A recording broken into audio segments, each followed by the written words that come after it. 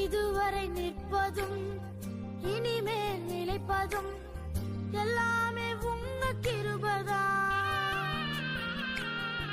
இதுவரை நிற்பதும் இனிமேல் நிலைப்பதும் எல்லாமே